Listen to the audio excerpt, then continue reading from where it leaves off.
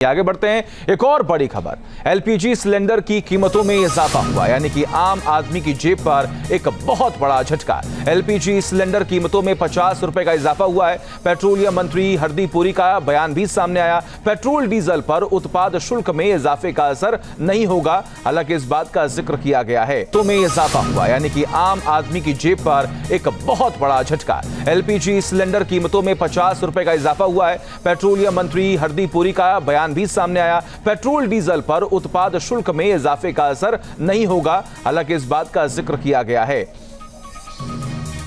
हालांकि उन्होंने क्या कुछ कहा, सुनवाते हैं आपको। Electronic copy and otherwise, we have come a long way on LPG. There was a time when an LPG cylinder was an item which was rare, which you had to stand in a queue for, etc. When the Honorable Prime Minister assumed office, by today it's 60 or thereabout, 61 or 62. Yeah. But please let me complete, then you ask me whatever questions you want. So there was a time when, you had to stand in a queue. और तमाम जानकारी के लिए हमारे साथ सैयद आमिर जुड़े हुए। सैयद, एक झटका आम आदमी को। बिल्कुल झटका जरूर है। अगर आप देखें, दो चीजें हैं। पहला तो ये कि जो एक्साइज ड्यूटी है उसमें 2 रुपए की बढ़ोतरी की गई है। पेट्रोल डीजल बताया गया है कि उसका असर जो है कहीं ना कहीं आम आदमी पर नहीं पड़ेगा, ऐसा ट्वीट भी सामने आया है।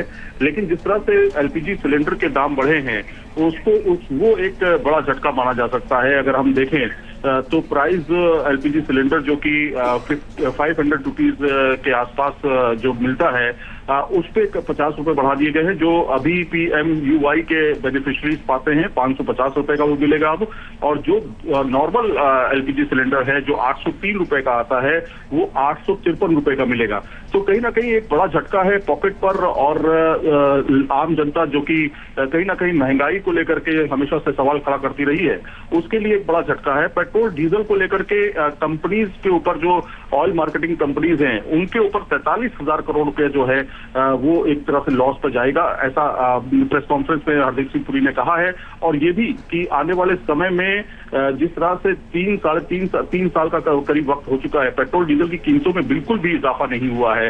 उसको देखते हुए भी उन्होंने बात सामने रखी कि अभी तक कोई भी अगर इम्पैक्ट आता था तो आम जनता पर उसका असर नहीं होता था। तो कहीं ना कहीं आम जनता को एक तरफ से बचाने की, और PSUs ऑयल मार्केटिंग कंपनीज जो हैं उन्होंने साफ तौर पर कहा है कि वो कोई भी पैसा इंक्रीज नहीं करेंगी रिटेल मार्केट में प्राइस पेट्रोल और डीजल को लेकर के।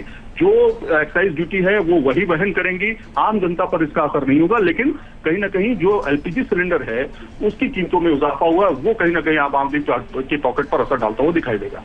ठीक है, बहुत बहुत शुक्रिया तमाम जानकारी हम तक पहुंचाने के लिए।